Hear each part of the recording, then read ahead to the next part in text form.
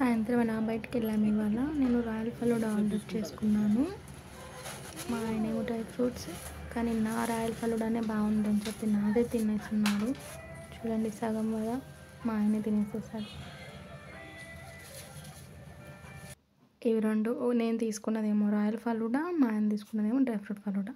రెండిట్లో తేడా ఏం లేదు. ఆయనది గ్రీన్ కలర్ ఇచ్చాడు పిస్తా, నాది వెనిలా ఎసెన్స్ ఇస్తాడు, అంత తేడా. టేస్ట్ అయితే రెండు ఒకేలా అనిపించింది.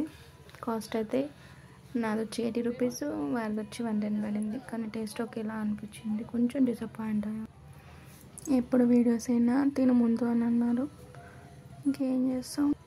దీనివల్ల నాకు అర్థమైంది ఏంటంటే కొత్త ఇప్పుడు ట్రై చేయకూడదు. మనం ఇప్పుడు రెగ్యులర్గా ఏం తింటామో అవే తీసుకోవటం best option. Thank you guys, bye bye.